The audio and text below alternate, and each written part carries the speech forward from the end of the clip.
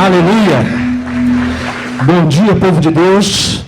Dê um bom dia para quem está aí pertinho de você. Diga: Deus te abençoe. Glória a Deus. Nesse dia tão especial, domingo, dia do Senhor, dia de nós participarmos do corpo e do sangue de Cristo. Abençoe teu irmão que está aí pertinho de você. Amém? Abençoe teu irmão, pode sentar. Não dá para você cumprimentar todo mundo agora, né? Mas pelo menos quem está à frente, né? Atrás, do lado, se derrama uma bênção sobre ele. Glória a Deus. Como diz a palavra, esse é um dia que o Senhor fez, portanto nos alegremos e regozijemos nele. Amém? Amanhã que o Senhor nos dá, o dia que o Senhor nos dá, diz a palavra, é a misericórdia de Deus se renovando para que tenhamos uma nova chance, uma nova oportunidade. Então vamos aproveitar, né? Já estamos aqui desde cedo, vamos aproveitar tudo aquilo que Deus ele tem para a nossa vida. Diga glória a Deus. Você vai pegar a sua Bíblia, nós vamos meditar na palavra de Deus, e você vai abrir no livro do profeta Isaías, no capítulo 33. Isaías 33. Vamos meditar nessa palavra, que é um juízo que Deus ele traz aos que o desprezam, e ao mesmo tempo ali nessa palavra o Senhor ele mostra, né, o quanto é importante nós estarmos na presença dele. Deus ele também traz a bênção sobre aqueles que estão na presença dele. Diga glória a Deus, irmãos. Na verdade, na presença de Deus é o único lugar onde nós damos liberdade para Deus derramar a sua unção, o seu poder. Deus ele não é mau, mas o reino dele tem justiça. O reino do Senhor não é desorganizado. E na sua palavra, Deus ele mostra onde nós devemos estar, que palavra nós devemos obedecer, que caminho nós devemos seguir, é Jesus Cristo, que verdade nós devemos acreditar, é Jesus Cristo, e a vida que nós devemos viver é aquela que Jesus nos ensina através da palavra. Ele é a palavra. Diga graças a Deus, irmãos. Fora-nos desse lugar, desse ambiente, não existe salvação. Não adianta eu simpatizar com o Evangelho. Eu tenho que entregar minha vida totalmente a Jesus e viver de acordo com a palavra de Deus. Não adianta eu ter um dia que eu venha à igreja. Não, não é isso. Eu tenho que ter comunhão plena com o Senhor. Diga graças a Deus, irmãos. Então que o Espírito Santo de Deus abra os olhos do teu entendimento e acrescente a você sabedoria e revelação. Glória a Deus. Isaías 33, do versículo 1 em diante. Quem encontrou, diga glória a Deus. E diz assim a palavra do Senhor: ai de ti, despojador, que não foste o quê? Que não foste despojado, e que ages perfidamente contra os que não agiram perfidamente contra ti. Acabando tu de despojar, serás despojado. E acabando tu de tratar, de que maneira? Perfidamente, né? Traiçoeiramente.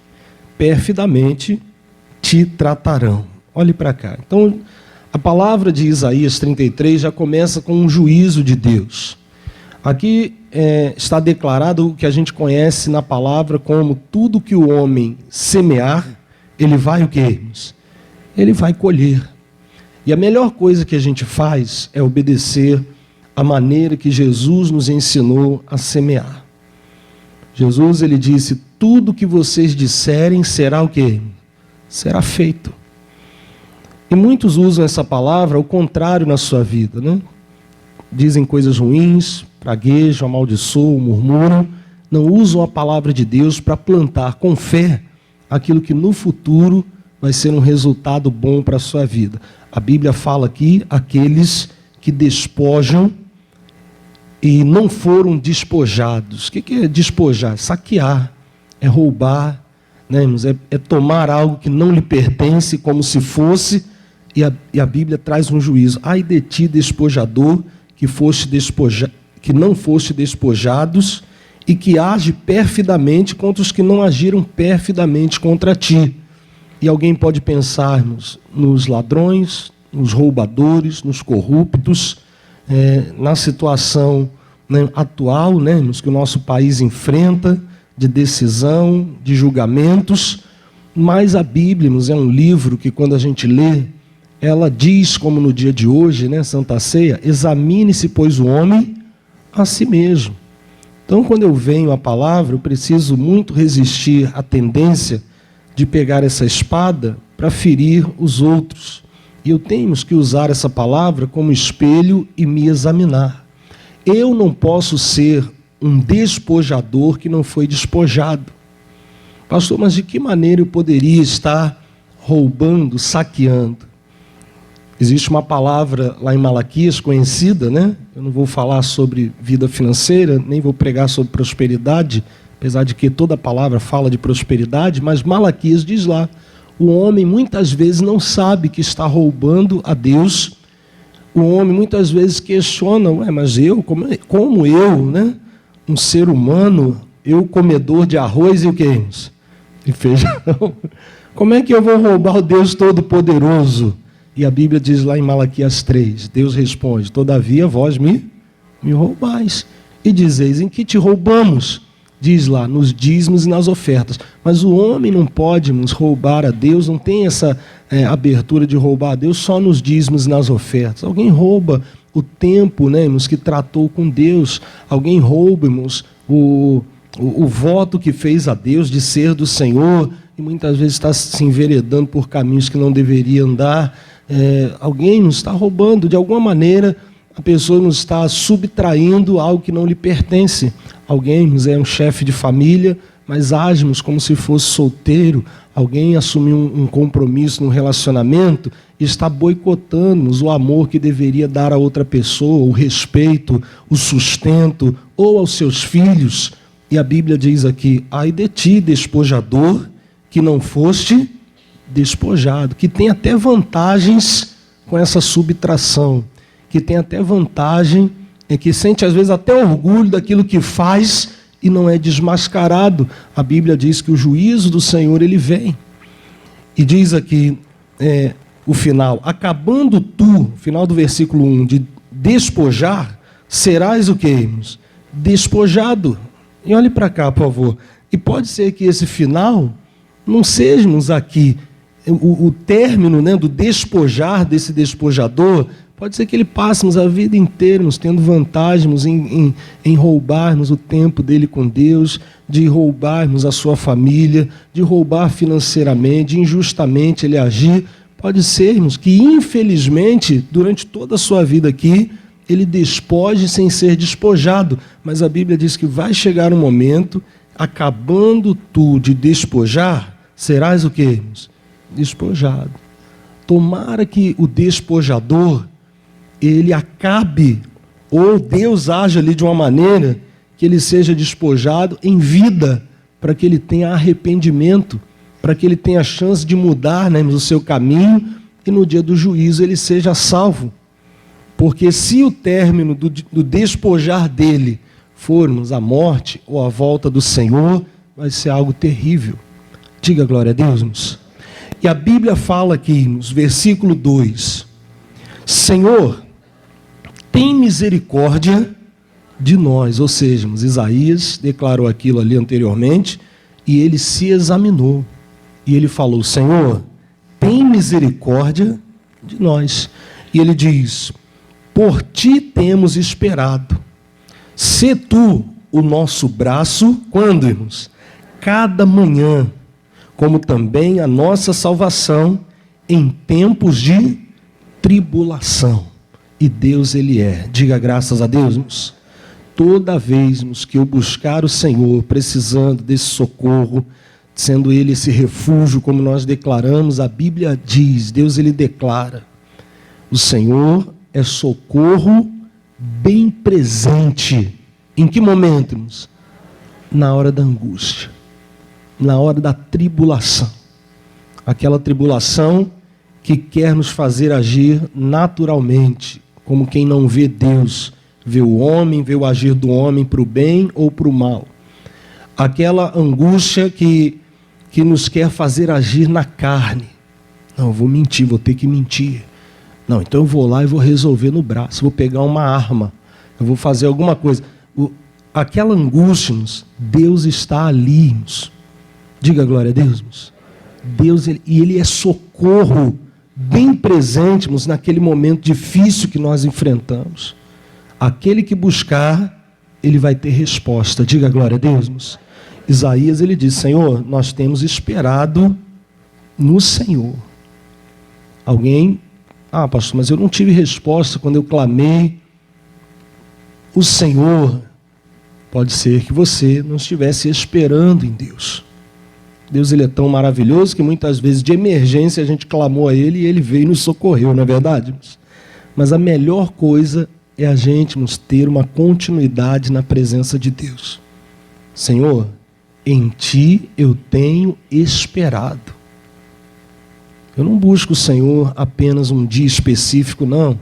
Eu tenho esperado o Senhor e eu tenho buscado. Senhor, seja o meu braço a cada manhã. Eu não quero despertar, fazer tudo que eu tenho para fazer e só lembrar do Senhor quando no trabalho alguém me tirar a paz. Não, eu já quero despertar fazendo do Senhor o meu braço, a minha força, a minha direção, aquele que me sustenta. Diga glória a Deus. Eu não quero que precise vir o aperto para eu dizer: eu tenho que buscar Deus, eu tenho que ir para a igreja. Não, Senhor, eu tenho esperado no Senhor, eu tenho confiado em Ti. E o versículo 3 diz: ao ruído do tumulto, o que vai acontecer? Fugirão os povos, à tua exaltação as nações serão dispersas. Então ajuntar-se-á o vosso despojo como se apanha o pulgão, como os gafanhotos saltam, ali saltará. E aqui Isaías, ele está falando de um povo fora da vontade de Deus, fora do lugar onde está o Senhor. Ao ruído do tumulto eles fugirão.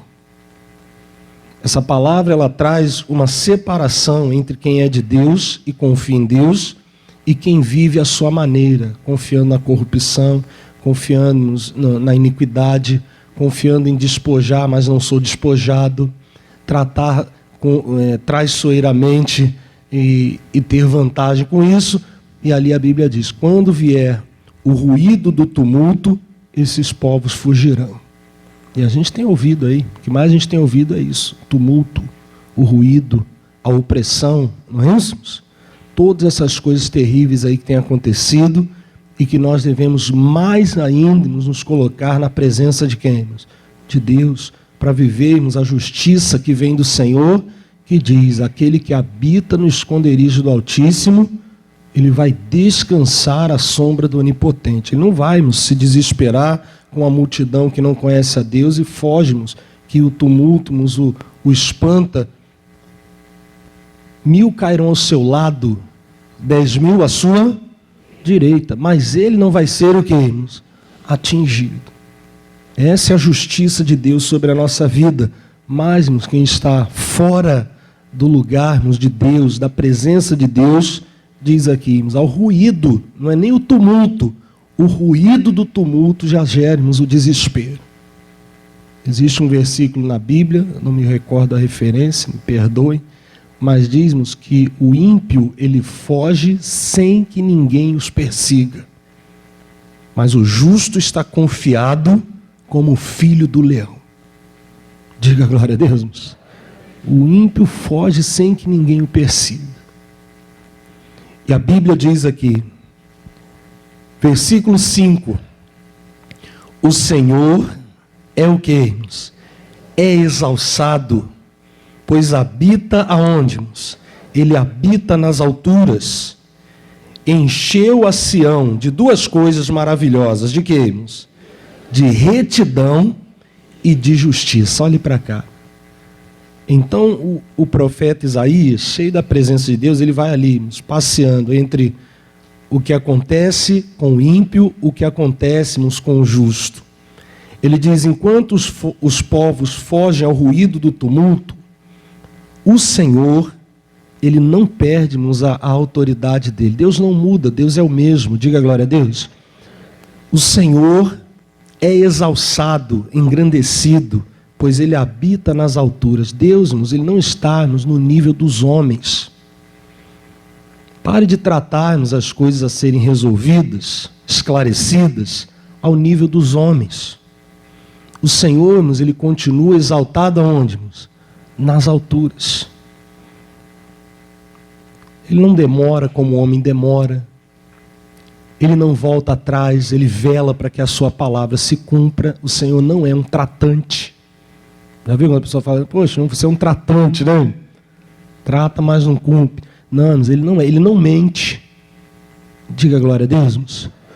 E a vontade dEle para nós é boa, perfeita e agradável. Ele está, irmãos, acima. Ele tem a visão que a gente ainda não teve. Porque a gente está de cabeça baixa, ou porque a gente está olhando para os outros iguais a gente. Ele está nas alturas. Vamos olhar para Ele e receber a direção daquilo que só Ele vê. Senhor Deus, me esclareça na minha casa. Senhor Deus, me esclareça na Tua obra. Senhor Deus, me faz entender. Eu não estou vendo. Eu estou num nível natural. E alguns, às vezes, até no nível carnal, que é de baixo. Temos que ter a visão do Senhor que está acima. Quem aqui já foi em estádio de futebol? Quem aqui já foi? Então, quem ficou gritando lá para o jogador? Ali, quem já fez isso? Seu cego, vira o jogo.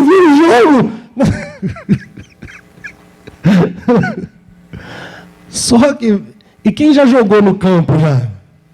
No campo você não tem a mesma visão de quem está olhando por cima. Aí você fica com raiva do cidadão. É claro que ele tem que saber, né? Treina todo dia.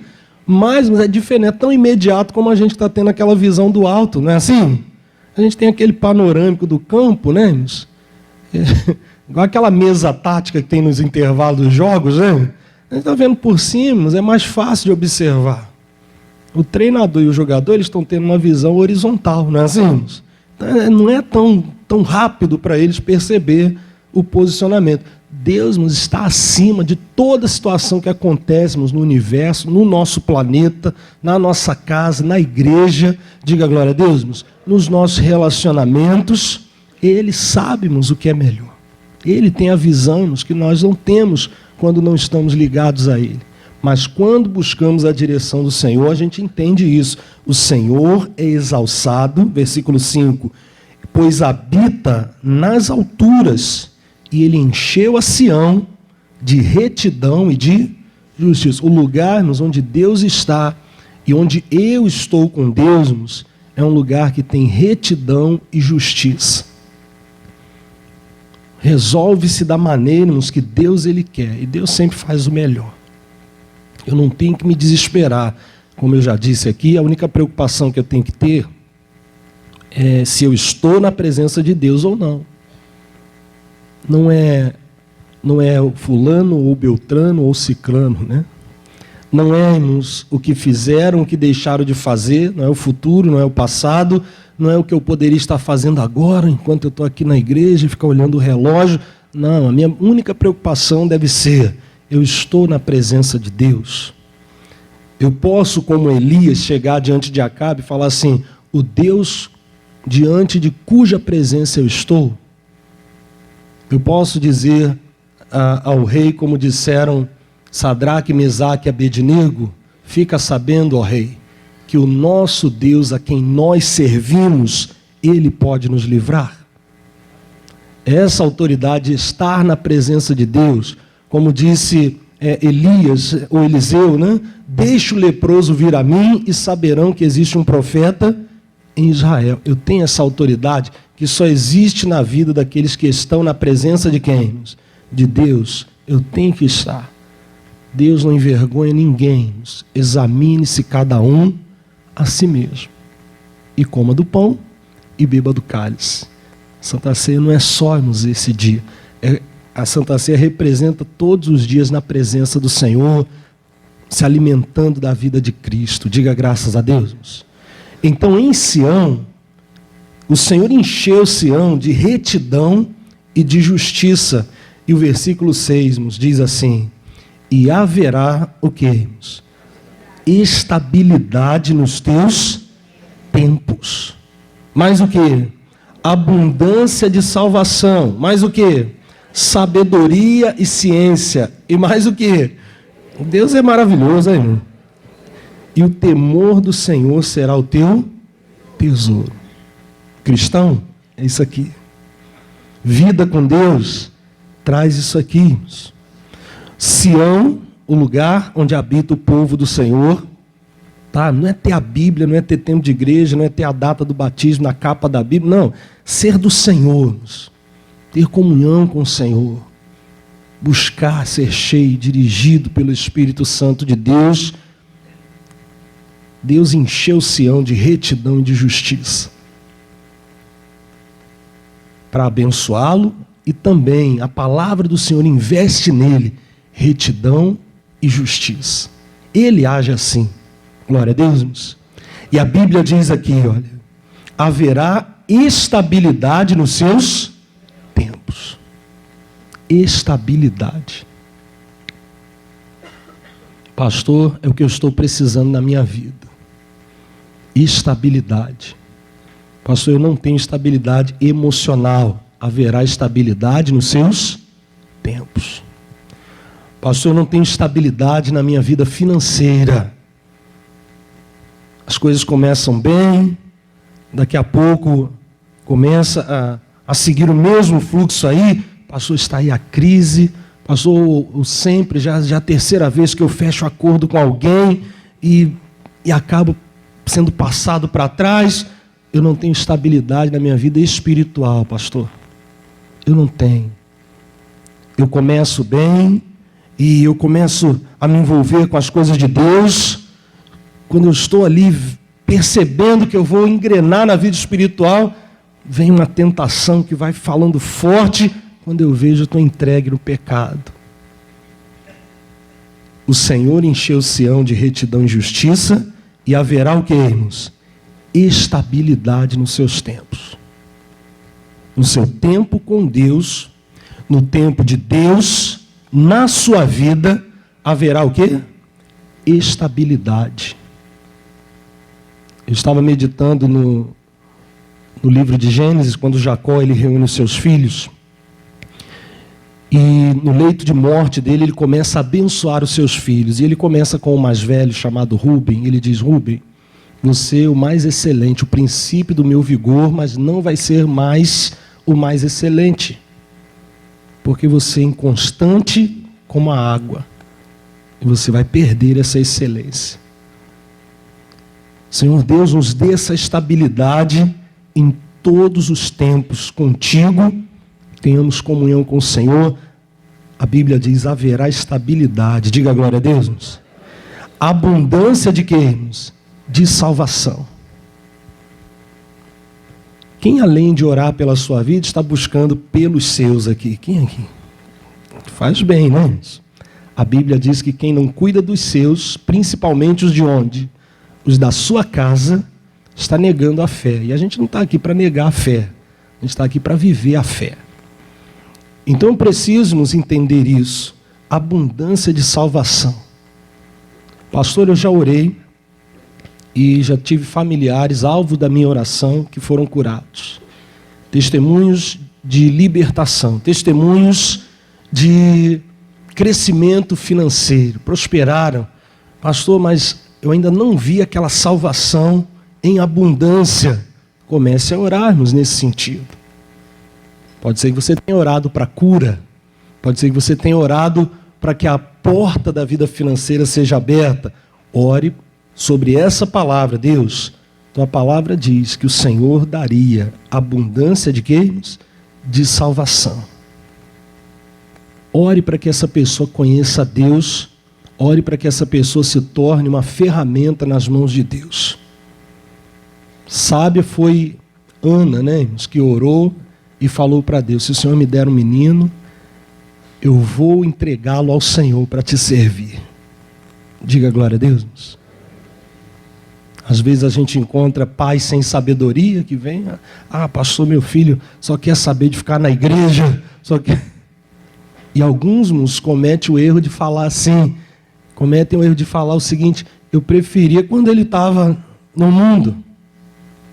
Que coisa sem sabedoria, né? Que maldade que a pessoa faz nos agindo dessa maneira. Abundância de salvação, estabilidade, tudo isso nos é bênção de Deus. Aonde? Para todos. Em Sião Deus derramou essa bênção. Diga glória a Deus. E mais aqui, sabedoria e ciência e o temor do Senhor será o seu tesouro. Lá em Jó, no capítulo 28, a Bíblia diz que nós amontoaríamos ouro como pó. O que isso quer dizer? Que apesar da quantidade, não seria mais valioso do que a presença de Deus. E a Bíblia diz: o temor do Senhor será o teu tesouro. E realmente é. Quem entende isso é bem-aventurado.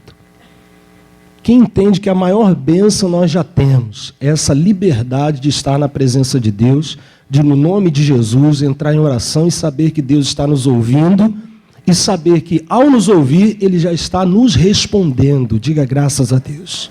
Essa é a maior bênção que nós temos na vida.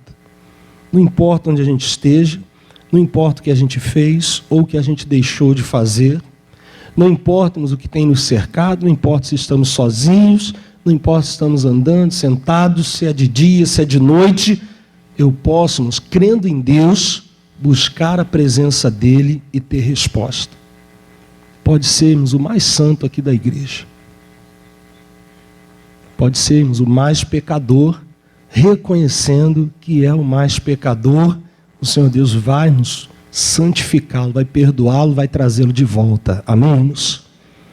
Mas essa é a maior riqueza que a gente tem. O temor do Senhor será o seu tesouro. Valorizou-nos esse tesouro, temeu a Deus, respeitou a Deus, irmão, você tem autoridade para tudo.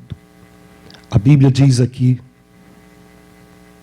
no versículo 7, eis que os seus embaixadores estão clamando de fora, e os mensageiros de paz estão chorando. De que maneira?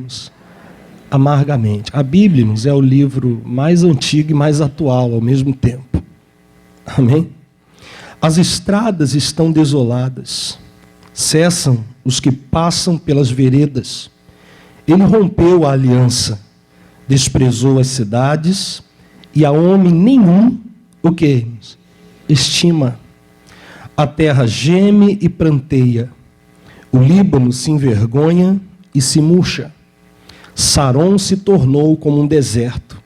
Bazã e Carmelo foram o quê? Sacudidos. Agora me levantarei, diz o Senhor, agora me levantarei a mim mesmo, agora serei exaltado. Então, momentos aqui que Isaías relata, terrível, infelizmente, de tempos em tempos, não por Deus, mas pela ação do homem que é falho, mudam-se as habitações, os locais, mas as opressões são as mesmas. Mas Deus é o mesmo também. Diga glória a Deus. Deus não muda. E o ambiente onde Deus está, onde eu como pessoa de Deus me coloco, Ele é nos abençoado, Ele é abençoador. E é o que Deus está dizendo. Diante de toda essa opressão, Deus ele diz: agora eu me levantarei a mim mesmo, agora serei exaltado. Versículo 11, concebestes palha, produzireis pragana, o restolho, né? E o vosso espírito vos devorará como fogo, e os povos serão como os incêndios de cal, como espinhos cortados, arderão aonde? No fogo. Deus, a palavra de Deus, ela sempre nos vai apontar-nos para a eternidade. Toda a mensagem na Bíblia, ela está nos preparando para uma eternidade com Deus. Quem nos decidir viver fora do que a palavra diz, ele está desprezando essa grande bênção, essa grande direção que Deus está dando.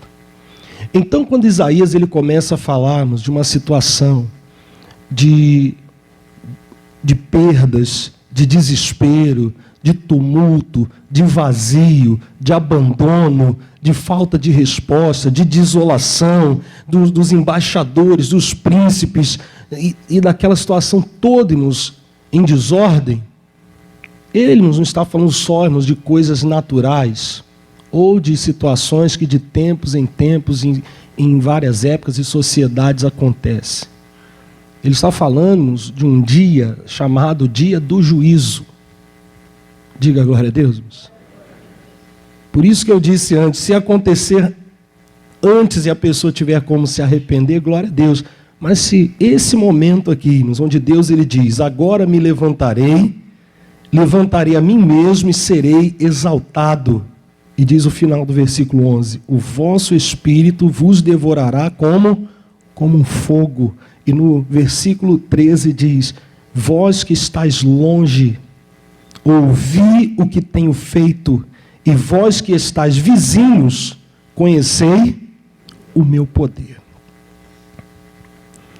Você está longe, você está por perto das coisas de Deus, ou você está em Deus? Hã? Não é estar na igreja, é estar em Deus. Que a palavra está falando-nos de juízo, a palavra nos fala-nos de abençoar, a palavra fala de salvação, e aqui, irmãos, a Bíblia diz, ouvi vós os que estáis longe, o que eu tenho feito.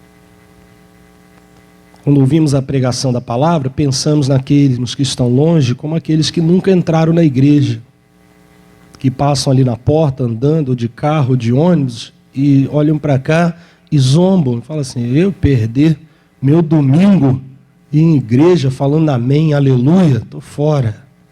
E a gente pensa em pessoas que estão voltando às vezes de noitadas aí, e passam embriagados, muitos, né, são jovens, né? E a gente não pensa nos que alguém pode estar longe, estando dentro da casa de quem? De Deus. Vós que estáis longe, ouvi o que eu tenho feito. Ouça a palavra de Deus para assumir um verdadeiro compromisso com ela. Não adianta estar na igreja, ter a Bíblia, não adianta ter a data do batismo, eu preciso estar no Senhor. Diga glória a Deus.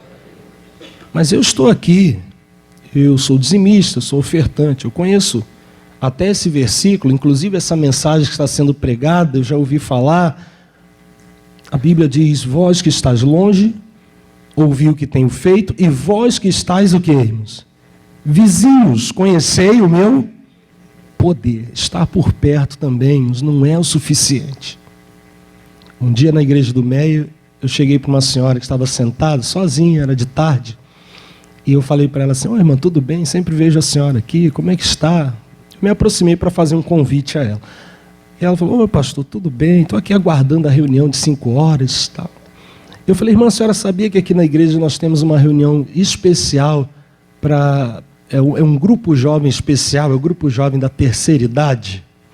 Aí ela riu, aí colocou a mão em cima da minha no banco e falou assim, pastor, eu estou vindo aqui, eu tenho sempre vindo aqui. Eu falei, sim, eu tenho visto a senhora, mas pastor, eu não quero me comprometer com nada não, eu gosto só de vir aqui, eu pingo aqui na igreja. Ela falou assim, eu pingo aqui na igreja, depois eu vou para casa, eu não quero assumir compromisso com nada não. Aí sentei com ela, expliquei, e aquilo que ela falou me chamou muita atenção, né? Porque não só ela, não só aquela senhora, muitas pessoas são esses vizinhos, estão por perto, não estão longe, estão envolvidos com coisas de igreja, mas não querem se comprometer com as coisas de Deus. E ali alguém deixa de atender um chamado, ali alguém que já foi muito usado por Deus, hoje está distante daquela pessoa que já foi uma ferramenta nas mãos de Deus, e alguém nem ousa perguntar para Deus o que Deus quer dela, com medo de Deus responder, que Deus sempre fala, amém? E a pessoa nem ora porque tem receio. E a Bíblia diz aqui, Vós que estáis vizinhos, conheceis o meu poder. Prova do meu poder. Não fique só por perto, não. Eu fui à igreja o domingo. Não, conheça Deus, prove do poder de Deus. Eu quero estar só envolvido com coisas de crente. Não, você tem um compromisso verdadeiro com o Senhor. Você que já simpatizamos com o Evangelho, entrega a sua vida a Jesus, passa pelas águas do batismo, amém? Ali começa uma verdadeira justiça de Deus na sua vida. Você que já é batizado nas águas, seja cheio do Espírito Santo de Deus. Pastor, eu já oro em línguas, mas não é só isso. Falar em línguas é aquela evidência da presença do Espírito Santo em você, mas a Bíblia diz, buscai com zelo os melhores dons. Queiramos ser usados poderosamente pelo Senhor. Eu que estou começando agora, todo mundo tem um início. Deixe-nos Deus fazer a obra na sua vida. Vós que estáis vizinhos, conhecei o meu poder.